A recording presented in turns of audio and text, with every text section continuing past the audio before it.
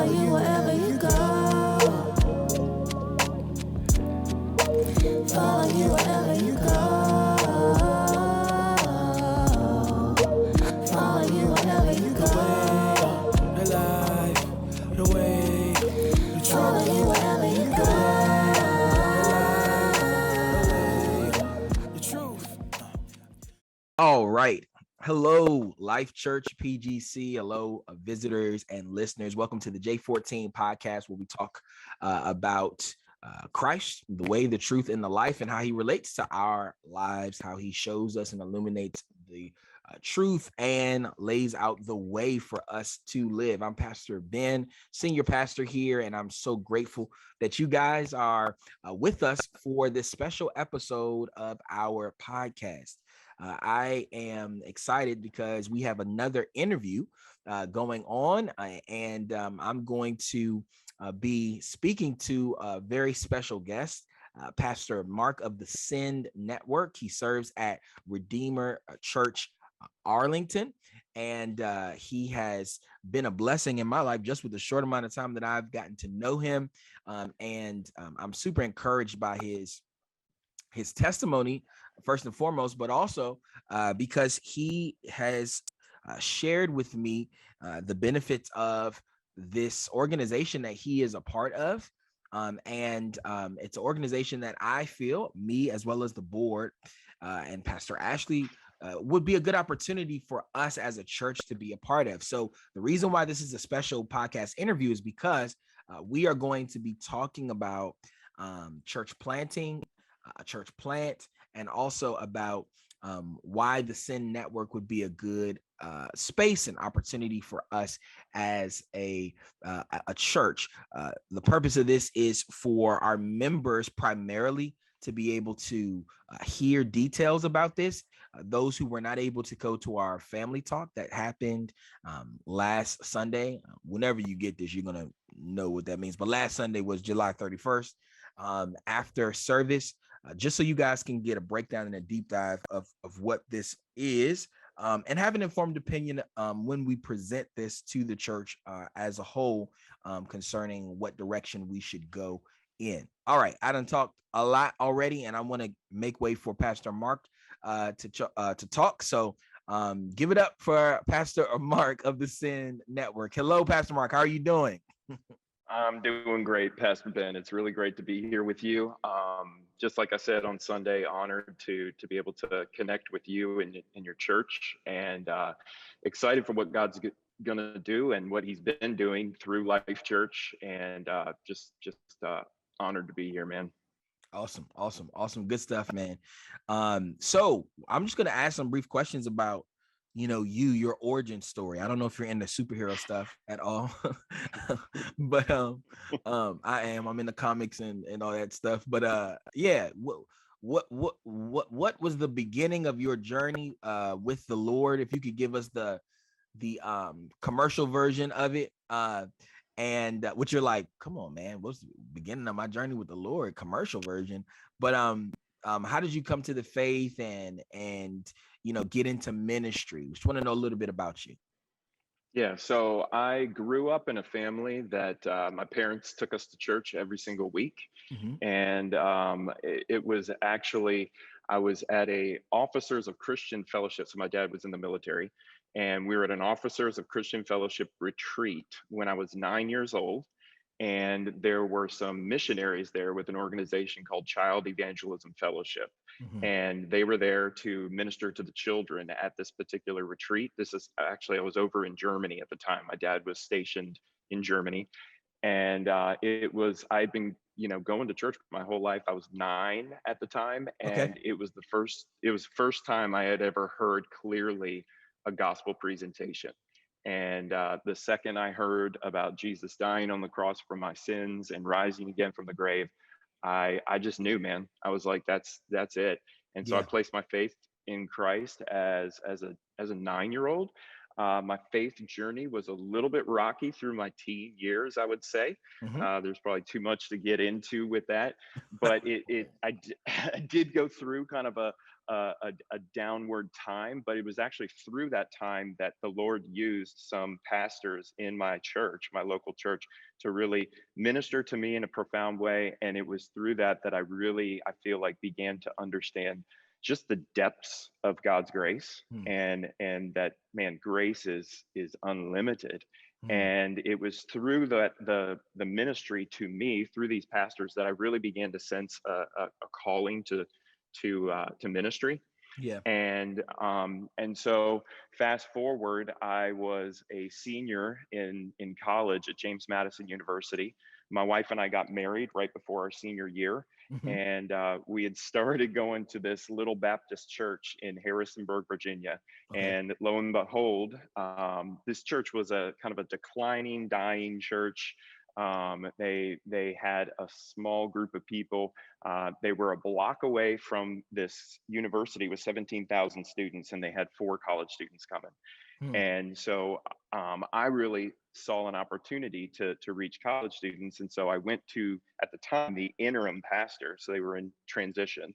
Yeah. And I asked the interim pastor if I could start a ministry to reach college students through the church. And he said, well, have you ever thought about youth ministry? Hmm. And so I said, well, I've thought about it some, but they had an opportunity. They needed a youth pastor. They had about 15 kids that were junior high and senior high, Mhm. and they wanted me to come on and be the part-time youth pastor. Okay. Which, if you know anything about that, there's no such thing as a part-time youth pastor. There's just part-time pay. So I worked for part-time, or I got paid part-time, but really threw my life into ministering to these young kids, Yeah. and and started there. And so that's where I started as into kind of vocational ministry. And I did that for about a year. And then they finally hired a new lead pastor, and he came in to revitalize the church. Okay. And he asked me if I could launch a contemporary worship service, because I also led worship at the time. Okay. And he asked me, it was a 138-year-old Baptist church. They had Wow. only ever done the organ and the hymns. And he was wanting me to come in and start a band and have contemporary worship. And, Mhm. I got to bring in my guitar and my buddy who was a drummer. And that's what we did. We launched a service there, and God really blessed it. And Wow.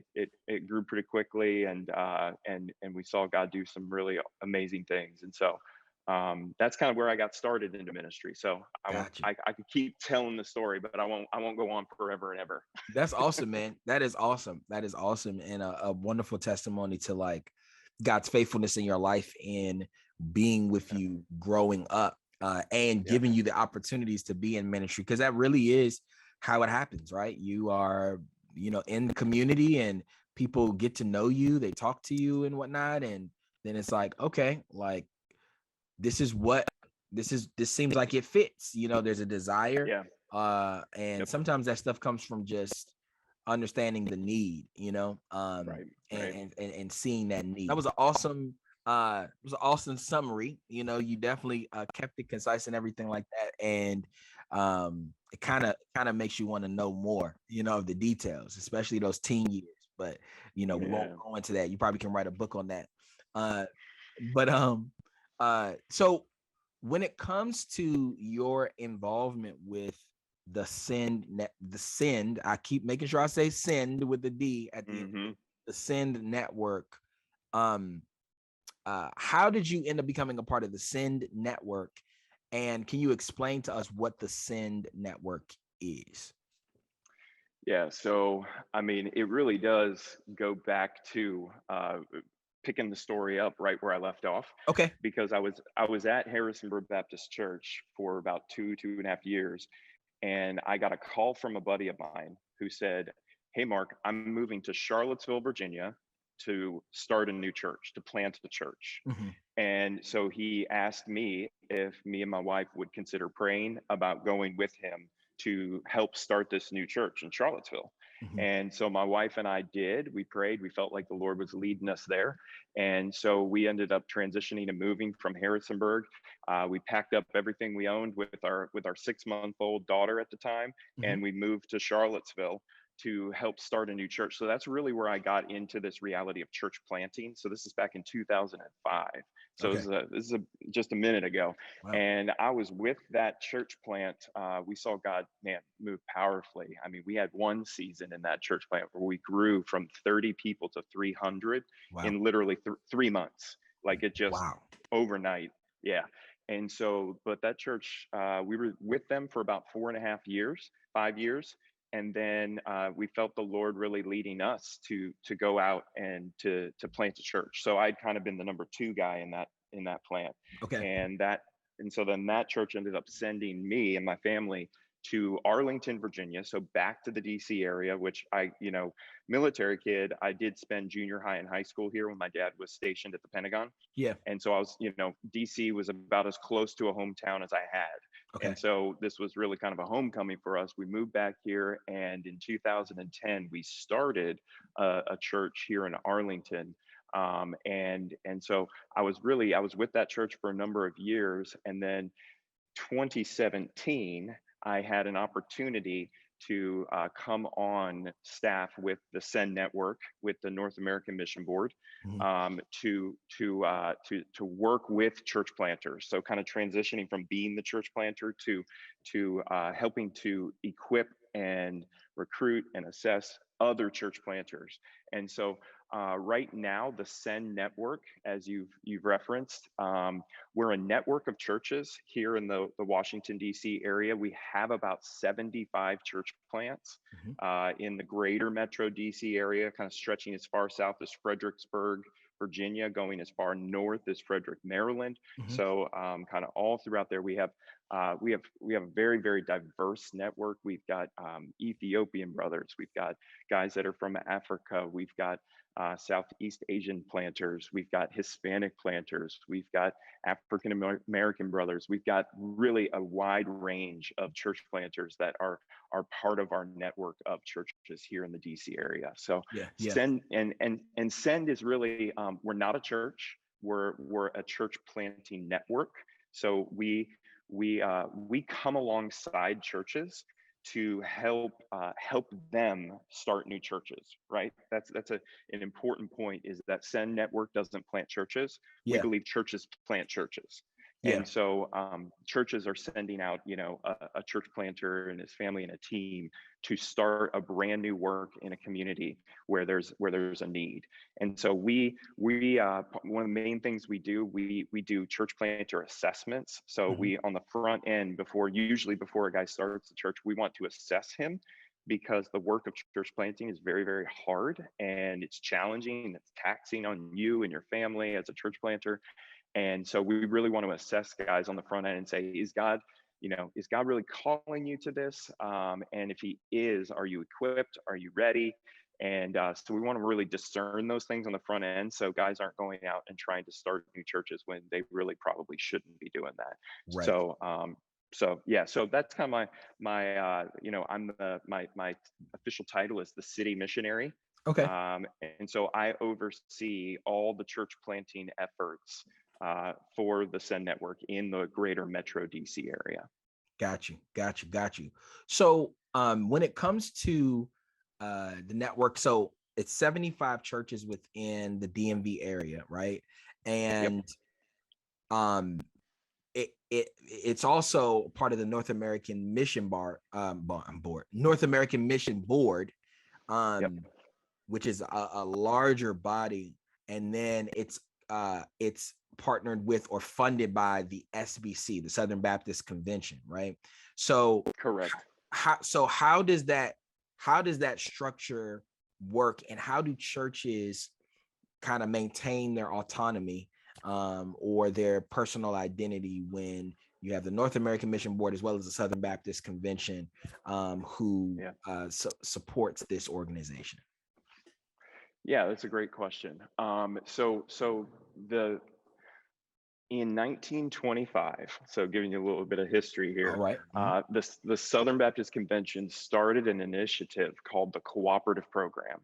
Okay. And so the Cooperative Program was this idea that if every SBC church in the country, even around the world, were to give to the Cooperative Program, they could take those resources and do missions. Really, Mhm. I think I said this on Sunday. If I could sum up the Southern Baptist Convention in one word, it's partnership, because it's rooted in this idea that we can do more together than we can alone. Yeah. And so what the all the churches give to the Cooperative Program, this kind of this central pool of resources, and then from that they're able to fund the International Mission Board, which Mhm. is the foreign mission sending agency. And we Okay. have about 5,000 foreign missionaries around the world that Right. are completely supported and funded by the Cooperative Program. Gotcha. And then, so we have the International Mission Board, then we have the North American Mission Board, which is what we're part of.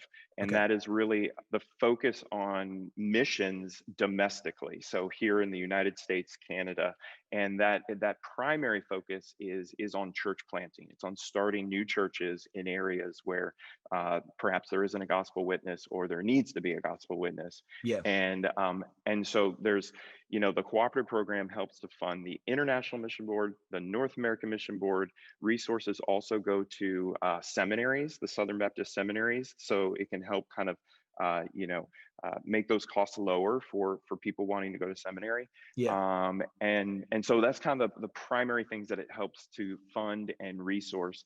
And really, like I said, the emphasis is missions. And one of the core tenets of the Baptist denomination, if you want to say, is Yeah. the autonomy of the local church. Yeah. So that's actually a pillar of Southern Baptist life, is that uh, each church is autonomous. Their leadership leads as the Lord leads them. We believe that local leaders know best how to bring the gospel to their communities. Yeah. And so there's not this higher up kind of telling everybody what to do. Rather, it's like, no, we want to partner together to see the gospel advance. Yeah. And so we want to funnel resources to where we can see that happen best. Yeah. But at the end of the day, local churches govern themselves, and they decide best how to do ministry in their context. So in that sense, this is coming from almost like a trickle down of organizations created to advance the gospel Yep. through international missionaries, as well as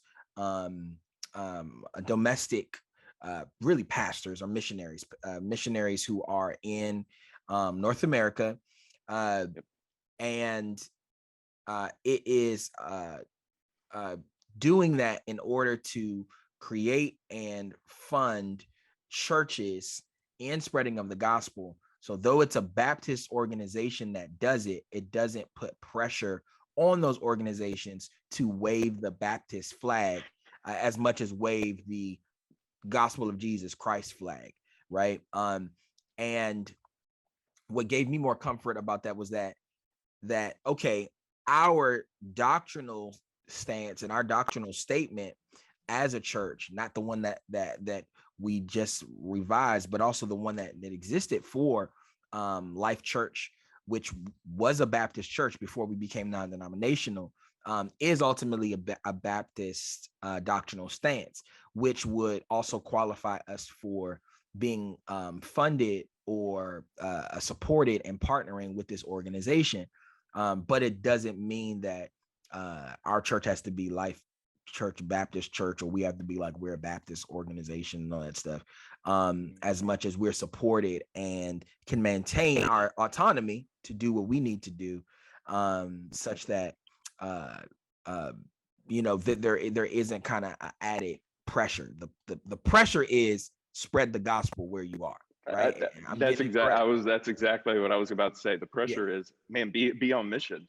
Go Right. share the good news of Jesus with your community. Like Right. that's there. Yeah, there's no pressure from anyone up top telling anybody, any local church, you need to name your church this, you need to do this, you need to Yeah. do that. None of that. It's saying, hey, like, let's link arms together. Yeah. Like, we can get the gospel to communities in more effective ways if we're working together than Yeah. if we're all like locally just trying to do it alone. Like, let's work together Yeah. to get the gospel to communities that need it desperately. Yeah. Right. And that bottom line is what we're trying to do, right? Right. Exactly. Through some of me and your personal conversation, and even what we discussed in the family talk session that we had, you know, this kind of segues into what a church plant is. But where we are as a church right now is we're trying to find the space, the place for us to do ministry, to spread the gospel and impact the community that we go to, as well as grow and flourish as a church. Which those two goals are, you know, they should go together, right? Like, as the gospel spreads, the church should grow, and because we're in this space where we're looking for a space where we're in a process of transition, as I've said many times. Our approach really is that of like a mission-based church, a church that is, as you so eloquently put it, outwardly looking, right, with what we're doing, and needs to approach in that respect, in that way. So though we've had a long history, and we are a church that exists, that established, we're not, quote unquote, a new church, in the sense that we just started.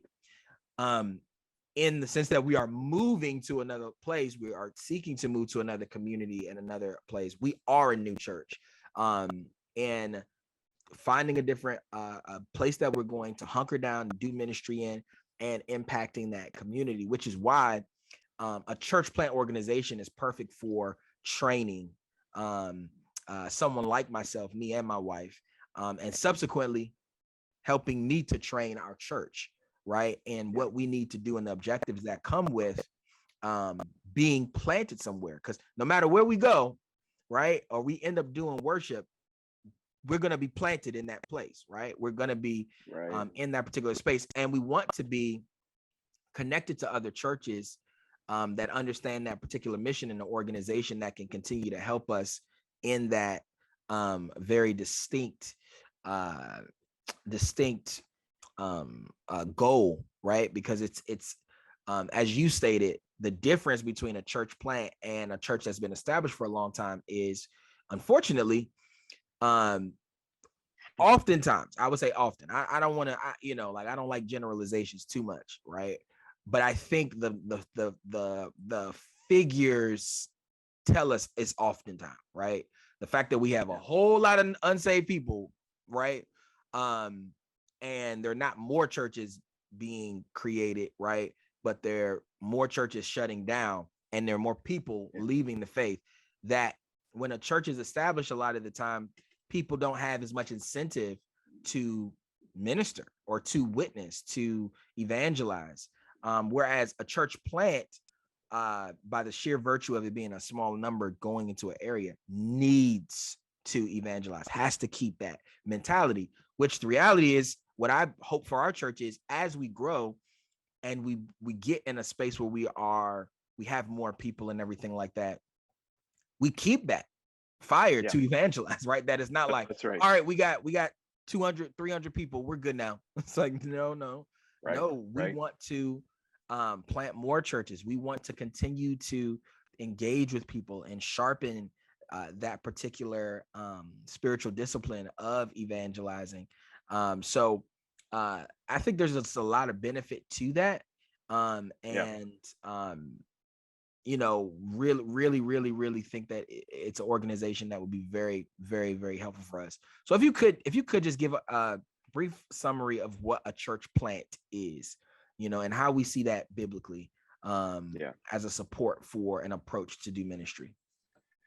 Yeah. I mean, from our conversations and talking about Life Church, it is, and I shared this on Sunday, it's really clear to me that you're in a stage where it would be really helpful for you guys to almost transition your thinking, Right. and stop thinking like an established church and start thinking like a church plant. Now, Right. what does that mean?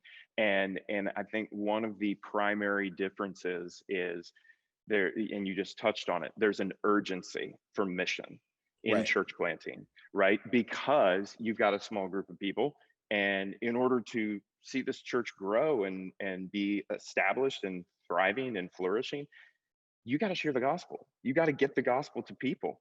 And really the statistics bear out that there was a missiologist named Peter Wagner, and he said that church planting is one of the most effective evangelistic tools that the greater body of Christ has, the establishing of a new church, right? Yeah. And there was a study done that found for churches that are 10 years and older, they will on average baptize about 2.5 people a year for every 100 members or attendees they have at their church, right? 2.5 people a year, 2.5 baptisms. Right.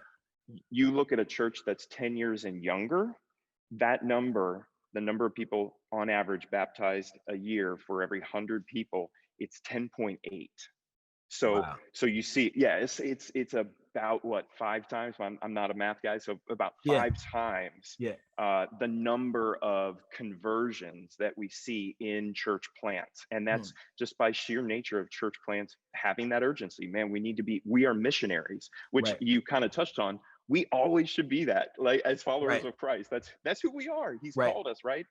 The harvest is plentiful, and we should always be thinking that, even if we're an established church. But in general, church plants have that sense of urgency in a greater sense. Another statistic. So a new church usually will gain about 60 to 80% of its membership from new conversions. Yeah. Where on the other hand, churches that are 10 to 15 years will gain 80 to 90% of their new members from transfer from other congregations. Yeah. Right. Yeah. So there's just this urgency in a church plant. So I think that's one of the major differences between, if we're thinking like an established church or we're thinking like a church plant. The church plant, I mean, there's just an urgency for evangelism. There's an urgency to reach new people, to be Yeah. sharing our faith, Yeah. and to be trying to, like, you've got a community. Life Church is a community, y'all. Right. I mean, I was at your family talk. I could tell y'all know each other. You love each other. Right. You're serving one another. And so it's this idea of saying, hey, we want to bring people into this. There's people out there in our community that need a family. They need a community, and Life Church can be that. And you serve and love these people as you share the hope of Jesus with them. Yeah. And in God's mercy and grace, that's how he saves people. I mean, one thing that I shared, and I won't go into the detail I went to on Sunday, but one thing I did share with your family and your church is this idea that that church planting is rooted in the scriptures, Mm-hmm. that it's a biblical idea. Sometimes people don't understand where they can kind of see it in the Bible, because nowhere in the Bible does it say church planting.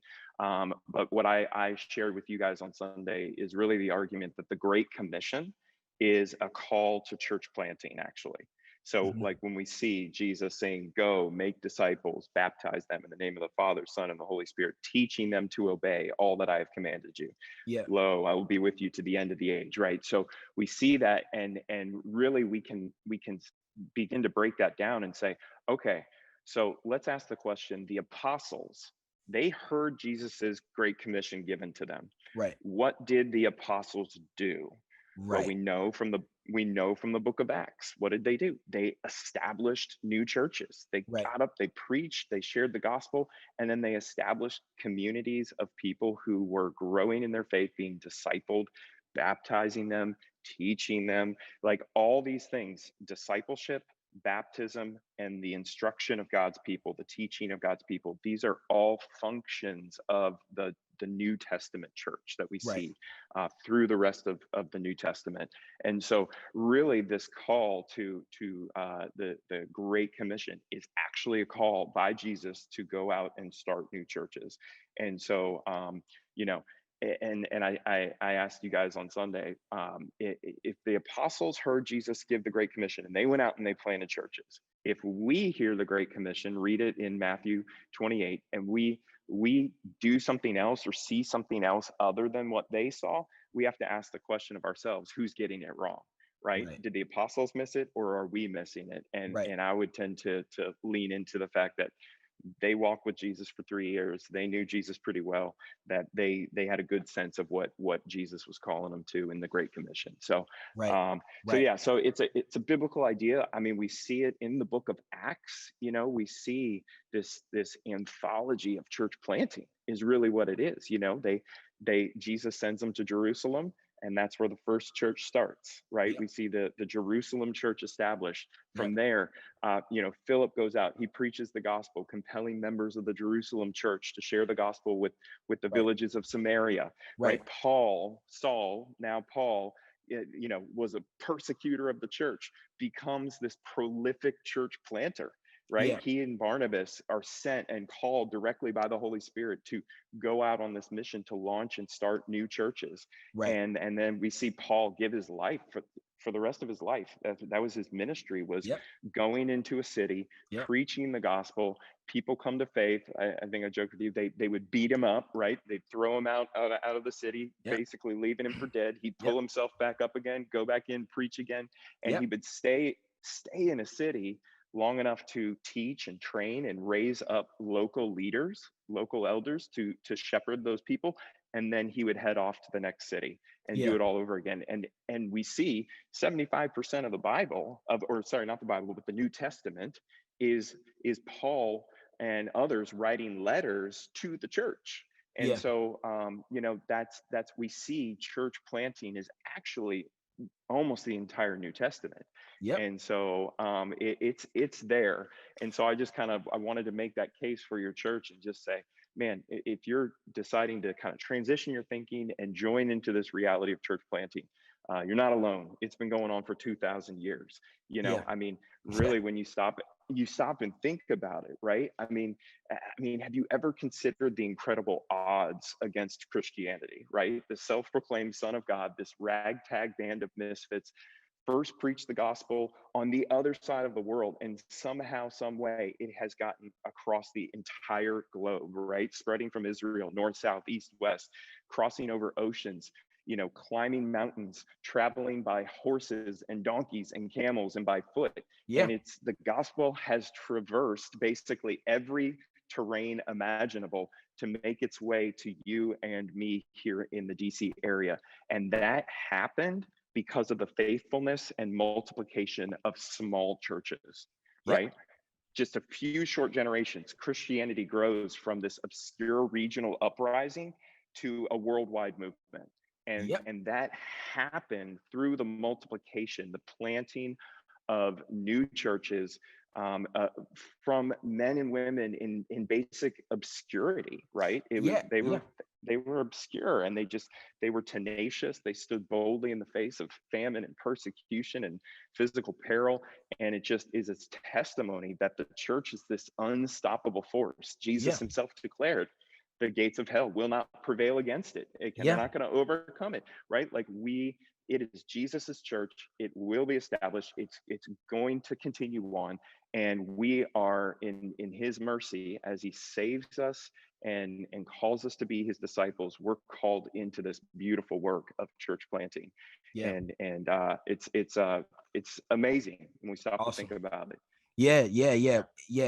And it's wild because when you were saying, each of those examples, I'm like, man, it was a network too, right? When you look at the book of Acts, when you really look at the New Testament, it's like we forget that like Paul is writing letters to members of churches, right? And like the apostles are writing letters to churches, right? Primarily. And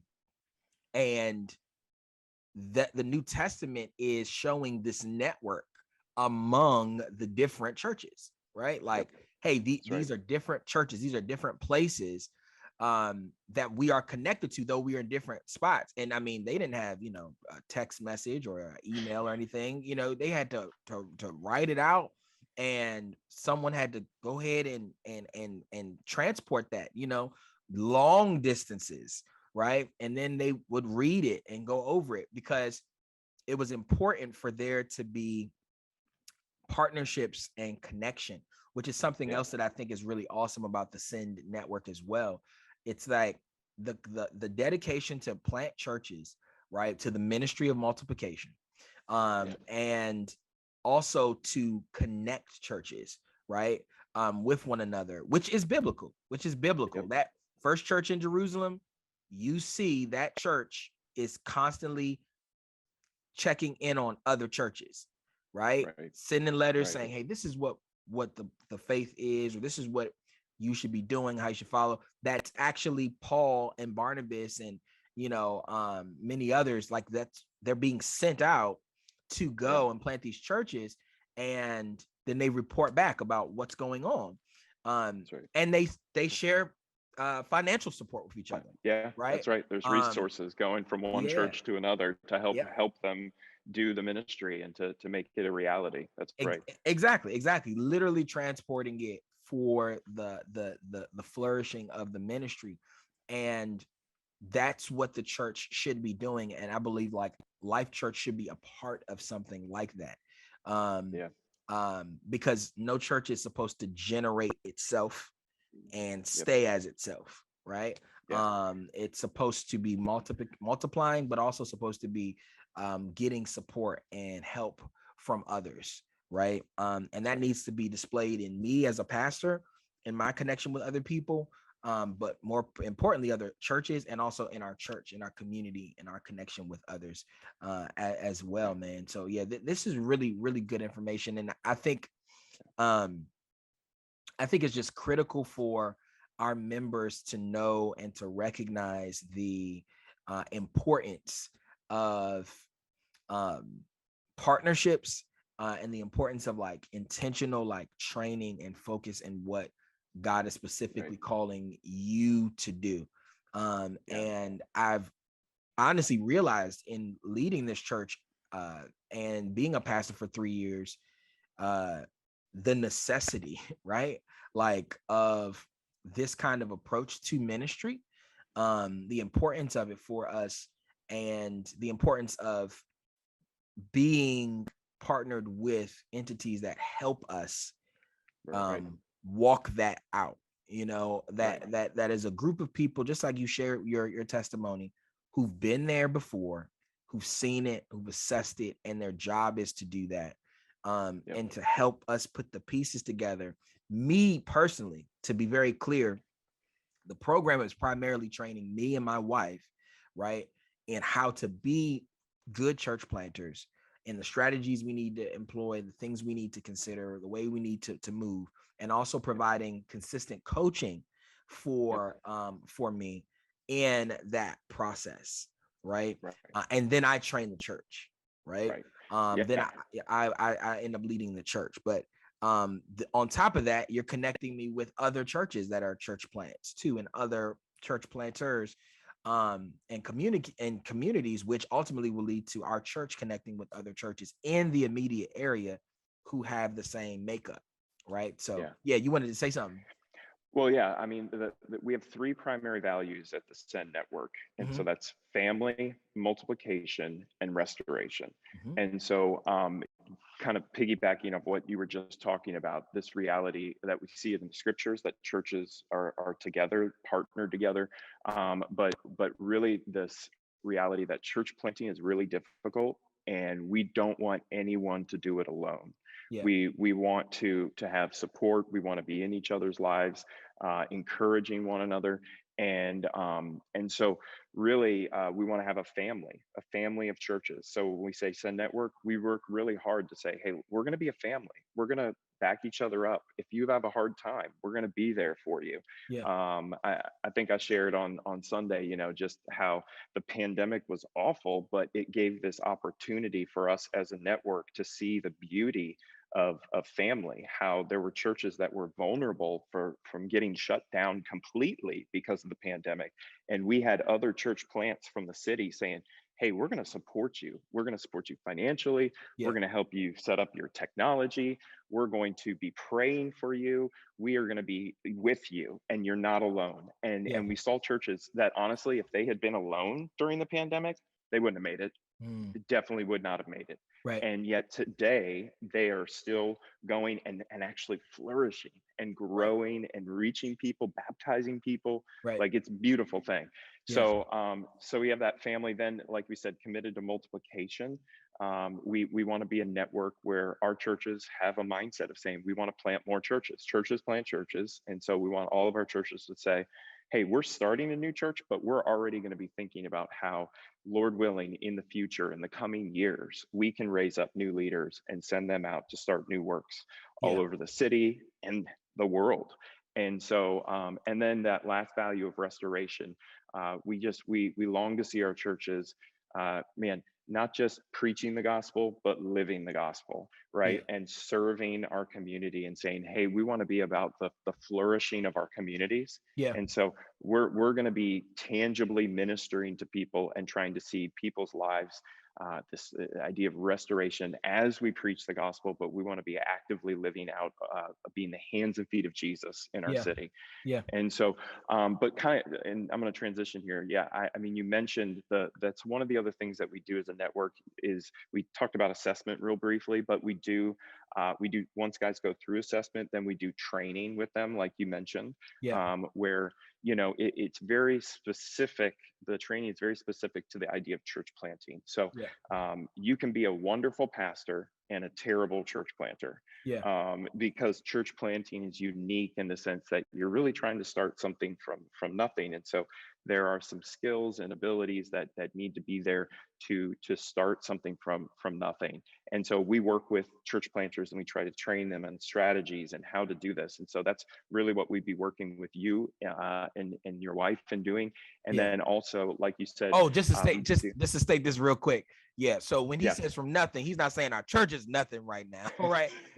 He's saying from nothing in the sense that when we go into a new community, we're starting from ground zero, right? Like we don't, Exactly. they don't Right. know us, they don't know who we are, they don't know nothing about us. You really are generating a rapport with community, a missionary presence, a process of restoration from nothing, right? Like, Yep. who are you? We don't know nothing about you, right? Right. So yeah, just to make that clear, but keep Yeah. going. Starting from ground zero. That's a Yeah. good way of saying it. Right, Okay. right. Yeah. And so, yeah, we're going to do training with you, but then also, like you said, there's coaching. We always make sure all of our planters have a coach with someone who's a little bit farther down the road that can offer counsel and wisdom and work with you to be able to navigate these waters of church planting. And so, and then we also provide, we have a whole group of people that are dedicated to care for our church planters, and really just trying to love on our planters, love on their wives. And then also, I mean, if there's ever any kind of difficulty, like we want to be able to come in and help you in any way we can. And so, yeah, it's a wonderful network, wonderful people that have the same heartbeat to want to get the gospel into their communities, Yeah. And it's just, man, we're partnered together. We're not Yeah. doing it alone. It's a Awesome. beautiful thing. Awesome, man. So just to lay out some things, and you can clarify if our church was a part of this particular organization, then we would be also giving to your cooperative program, right? Which is something that SBC had started and everything like that, which is essentially us giving support to the other churches, right? And then also giving to the International Mission Board, as you said, right? Well, you give the North to American the Mission cooperative Board program. Yeah, you give to the cooperative program, and then from there, those funds are dispersed to those different entities. Okay, gotcha. So yeah, so in general, we ask our church planters, while they are receiving support from the North American Mission Board, from Send Network, right? We ask them to give 6% of your internal tithes and offerings to the cooperative program, which is just giving to missions. That's what it is, right? Right. More or less, it's saying, hey, we're giving to the advancement of missions, whether it be internationally, domestically. Right. That's what giving to the cooperative program is. It's right. giving to missions. And so, so yeah, so that's kind of the what we ask our planters to do. And so, and when you're partnered, I mean, one of the beautiful things is, like, just take, for example, if one of your members came up to you and said, I feel like God's calling me to be a missionary Yeah. in France, Yeah. right? And you're like, okay. If you, as your own, if it was just Life Church, you weren't partnered with us, you guys would be looking at saying, okay, how can we financially support this guy to go to France if God's calling him to France? Yeah. That's a tall order. Yeah. But when you're part of the Send network and you're part of the SBC family there, you could send him to the International Mission Board, and he could be, fully funded and be trained to go as a missionary. So there's these huge benefits of working together with an organization like the Southern Baptist Convention and Send Network. And so so that's it's just like I said, it comes down to partnership and working together. Awesome. So it would be 6%, correct? Or would it be 6%? Okay. It's what we ask is 6% to the cooperative program, and then 4% to what we call Great Commission giving, which is more or less, every church gives to missions, right? So it would be saying, so we would request and say, hey, could you give 4% to another church or a church plant or a missionary or what? It's all up to you guys. You guys determine that.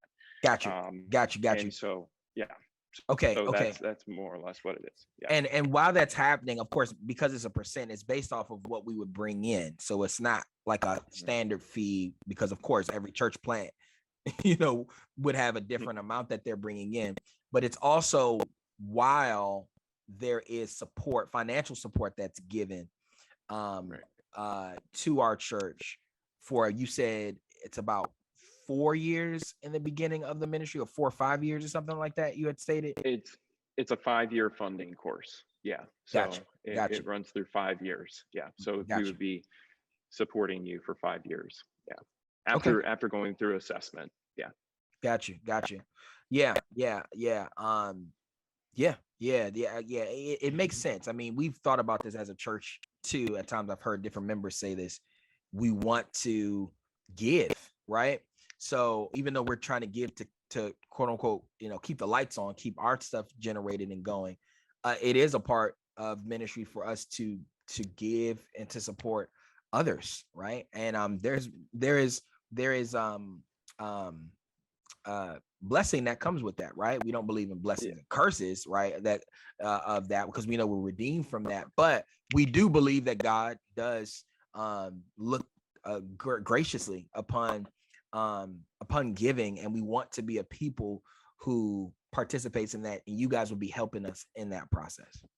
Yeah, Ben, I can share with you that so the church I planted in Arlington, we ended up partnering with a church in Camden.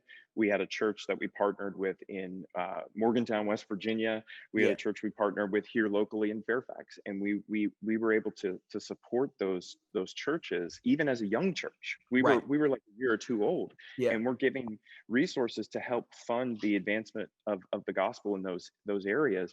And it was just such an encouragement to our church. Like, I would ask the pastors, I'm like, just grab your iPhone and do like a 2-minute video and ask them to just give us an update. And they would say, so-and-so just came to faith. We just baptized this guy. He was coming out of a life of addiction. They're sharing these testimonies. And it was such a blessing to our church to say, hey, it's more blessed to give than to receive. And so we wanted to be generous. And so we were given to these church plants, and man, was it a financial sacrifice for us? Could we have done something else with those resources? Sure. But at the end of the day, it was infinitely more of a blessing to our church to give that stuff away and to see the gospel moving in other areas and having those partnerships. So that's really what it's all about. Yeah. And like I said, biblical model, right? It's a biblical model, right? The churches you can always hear about sending of support, someone going from here to there for the sake of helping churches to continue to spread the gospel. Like, it was the standard of how they did ministry, and it should be how we continue to do ministry today. So, all right, man. Look, I think that this has been a great conversation thus far. I hope that it blessed the listeners and gave a bit more insight. Life Church, if you guys have any other questions, you guys can, of course, email me or text me or send a message to any one of our social media platforms. Yeah, we'll address whatever those questions are. But I pray you guys got more insight into the program overall and are encouraged by what was said. So just to kind of end on a light note, even though it was all a light note, right? It was light. We talk about Mostly the light. spreading of the Yeah. gospel. It wasn't nothing That's dark, right, man. except It's for light. those teen years, except for the teen. So Nah, you're gonna keep bringing that up. I know. I'm joking. Listen, man, if I could give the time, I might do a whole podcast on my teen years. And it's like, There you go. okay. There you go. So I just want you to know, I'm bringing it up because I'm like, yeah, those 10 years that they'll get you. Because I was, I got some major stories, and I know my mom, she could co-sign all of it. Like, yeah, I have two of my own teenagers right now, so it's crazy. Listen, man, and what's crazy was when you were in the stream on Sunday, I saw your son, one of your sons. He had his little hoodie on, and he was right in the little corner there. And he looked up and kept going. I said, "That's a good son right there." He's like, "I know Dad's working. Let me just cover it." They're good kids, man. They're wonderful. We're super blessed to have amazing children. But they're so fun. Yeah, they're good stuff. Good stuff. So I'm just gonna ask you, like, what's your favorite color, man? What's your favorite color? Favorite food? Favorite movie? Okay, so color, I'm blue. I'm wearing it. Okay. So blue. favorite All right. color, blue. Man, food, that is a challenge because I'm actually on a diet right now. So my favorite food I can't even eat. I just, man, I love pizza. Period. Okay. Like I could eat pizza.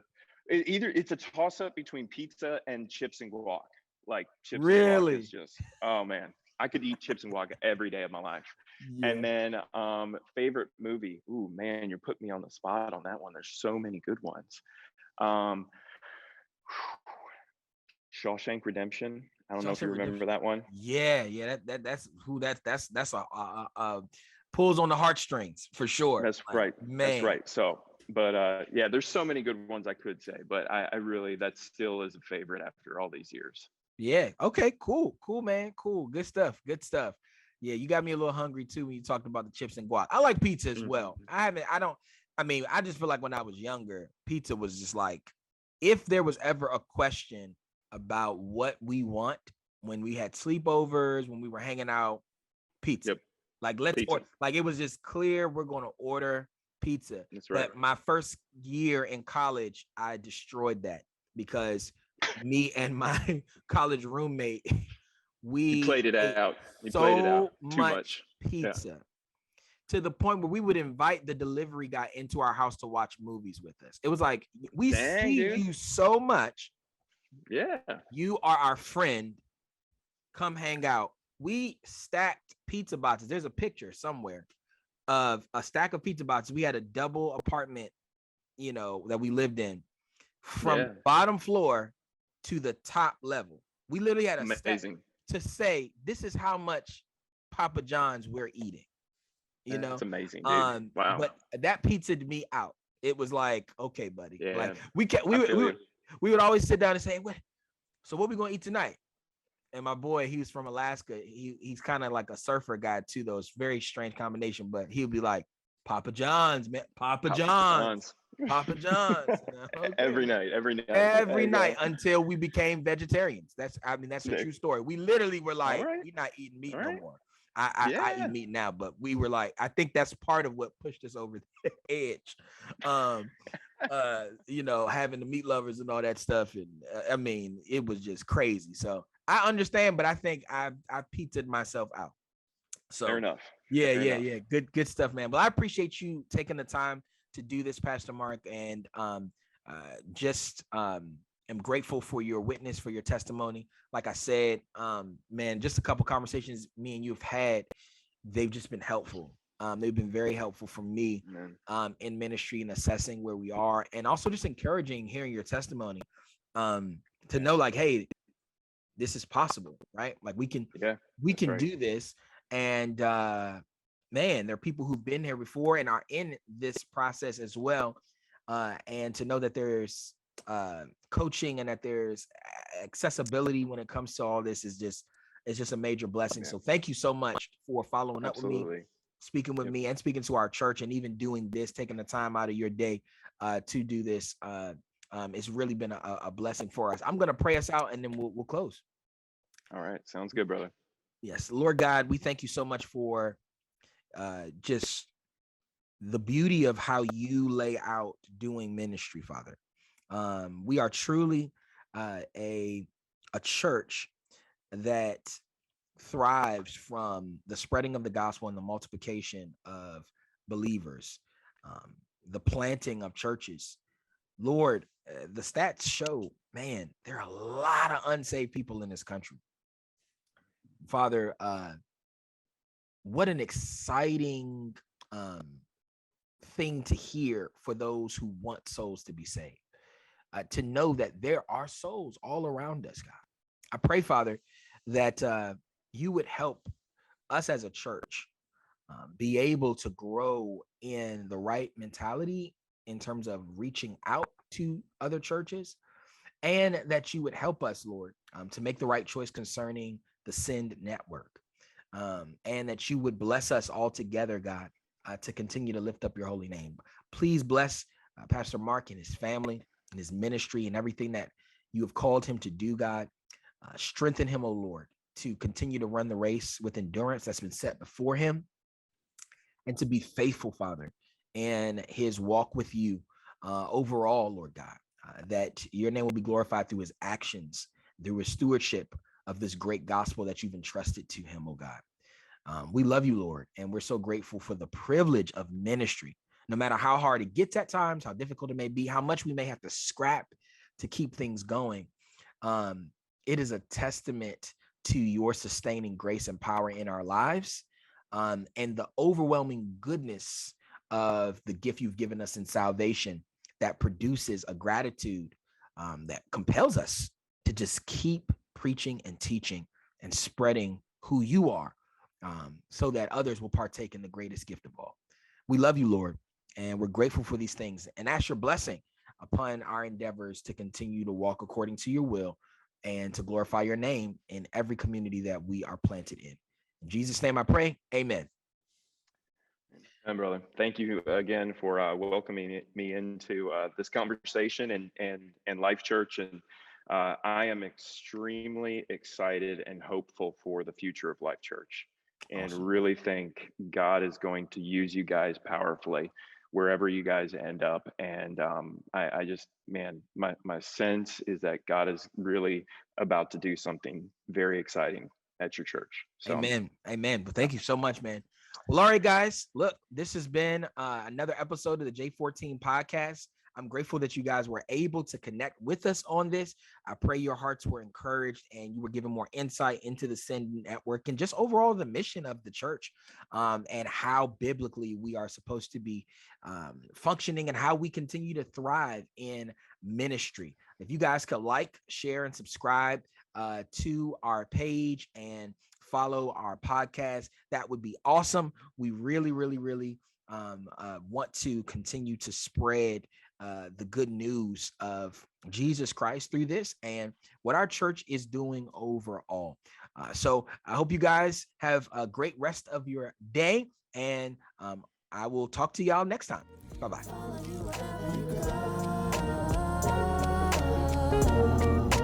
Follow you wherever you go.